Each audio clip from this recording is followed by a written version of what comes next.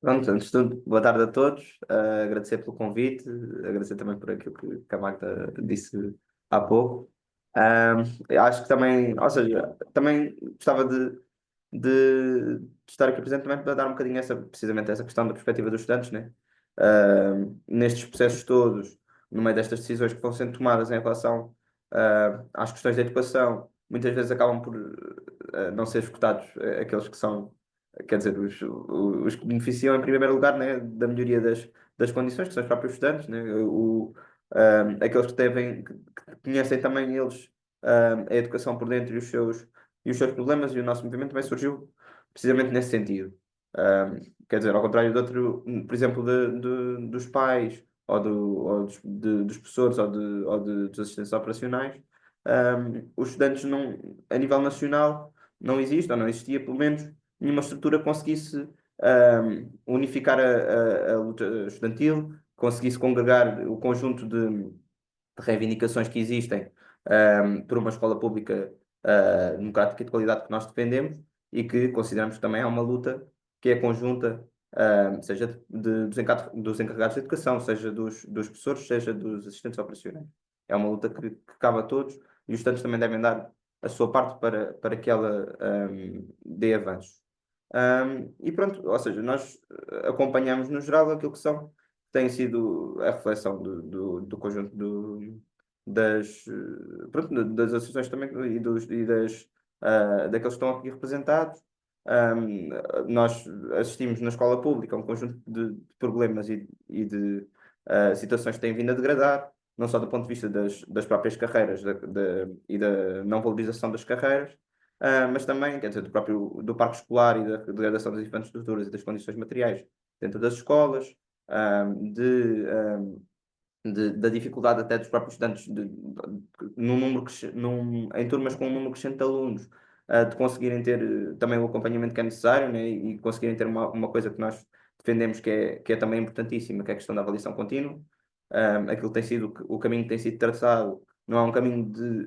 conseguir ter uma atenção específica cada vez maior aos estudantes e dos professores também terem esse espaço para fazer essa avaliação, mas tem sido um caminho de degradação da avaliação contínua, não só do aumento do número de estudantes por turma, não só da sobrecarga dos próprios professores que impede que esses processos deem com facilidade, mas também, quer dizer, desta questão dos exames nacionais. Nós temos assistido dos exames nacionais a serem utilizados como instrumentos também de, de segregação dos próprios estudantes, com brutais desigualdades, como nós vemos nos resultados, não necessariamente, ou não indicando que a escola pública tem menos condições ou tem piores resultados do que, por exemplo, as escolas privadas, mas antes, pelo contrário, demonstrando que os modelos em que se faz a avaliação dos exames não avaliam de forma correta aquilo que é a realidade dos estudantes, não são esses tais rankings são, que nós vemos ser publicados todos os anos, que são por isso fraudes na prática, não é? Não são representativos daquilo que são as condições efetivamente nas escolas, e procuram passar essa ideia e de criar mais desculpas também para retirar mais recursos à escola pública e para acentuar um outro processo que nós temos em atenção enquanto movimento e que temos assistido cada vez mais, que é de cada vez mais estudantes serem enviados para as vias profissionais e profissionalizantes, as vias profissionais sendo maioritariamente privadas e não havendo ou seja, retirando os estudantes da escola pública e sendo mais uma desculpa para desviar recursos que deviam ser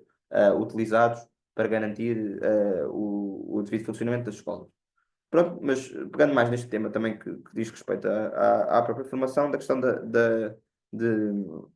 dar voz à comunidade educativa. Pronto, antes de tudo, quer dizer, para os próprios, aquilo que nós sentimos, né, aquilo que é o mote que dá nome ao nosso movimento, de voz aos estudantes, é precisamente que os estudantes têm tido, ao longo, particularmente até das próprias alterações que foram feitas no plano legislativo, um papel cada vez menor e uma voz cada vez menor dentro daquilo que é a realidade das suas escolas. Quer dizer, com o degradar das condições,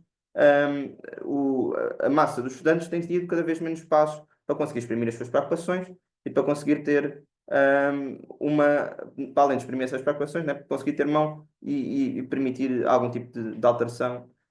relativamente àquilo que sentem. Pronto, nós vemos isso antes de tudo nesta questão da alteração do modelo de gestão das escolas, né, que foi, centralizou todo, ou grande parte do poder de órgãos que anteriormente eram colegiais na figura do diretor, retirou a representação estudantil nesses órgãos, colocou a pouca representação estudantil nas escolas que existe, dá-se, quer dizer, são órgãos praticamente consultivos, que não têm nenhum tipo de ou seja, os estudantes acabam por estar quase, e digo os estudantes, como digo muitos dos outros membros da comunidade educativa, acabam por estar quase fechados àquilo que são os processos de decisão dentro das escolas. Pronto. Mas para além destes próprios processos de gestão democrática que deveria existir nas escolas e que tem vindo a degradar ao longo do tempo, tem havido um outro processo que nós também achamos que é preocupante, que é daquilo que são os próprios órgãos representativos dos estudantes, ou seja, as suas associações de estudantes, as reuniões gerais de alunos, tudo isso, de terem havido cada vez mais e de registarmos cada vez mais processos de ingerência nos próprios processos democráticos destes órgãos. Eu dou o exemplo de um colega meu, com que eu falei ainda há pouco, na escola dele, na Escola Secundária de Sampaio, no Conceito de Sima, que os estudantes tentam se organizar nos termos da lei para conseguirem fazer uma reunião geral de alunos, né, que é uma expressão máxima e é o órgão máximo da própria Associação de Estudantes, né, é um espaço em que os estudantes podem discutir e podem precisamente apontar este conjunto dos problemas e organizar-se para lutar por uma escola de qualidade. Aquilo que acontece é que existem, não só os estudantes são impedidos de conseguirem realizar essa reunião geral de alunos que está prevista nos termos da lei, como existe uma perseguição ao estudante que vai capitaneando todo esse processo de organização dentro da escola para realizar a reunião já de alunos, em que existe pressão para que se diga aos estudantes que eles não têm direito à justificação de faltas que está prevista na lei, ou seja, isto é um exemplo concreto, mas é uma coisa que se vem generalizando, quase num processo dos poucos, já para além dos estudantes estarem fechados dos próprios órgãos de gestão da escola,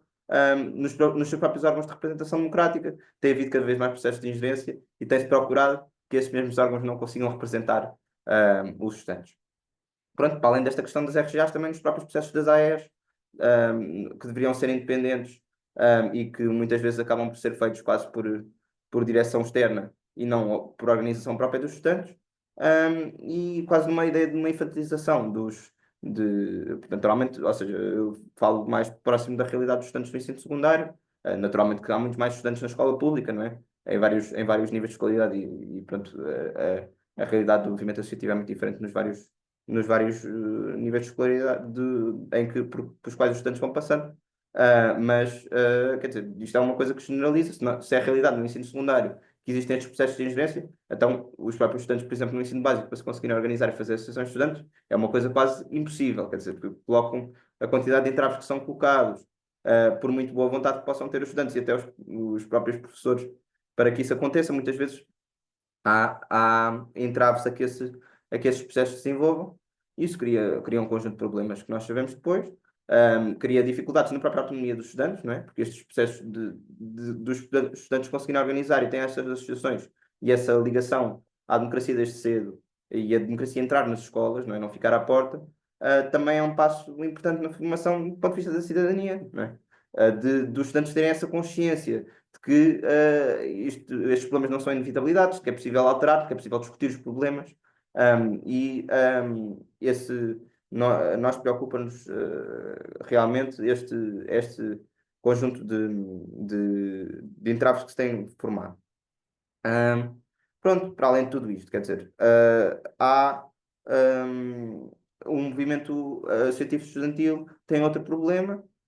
principalmente no ensino secundário e também no ensino básico, naturalmente, que tem uma natureza muito, muito frágil, ou seja, existe uma dificuldade, não são,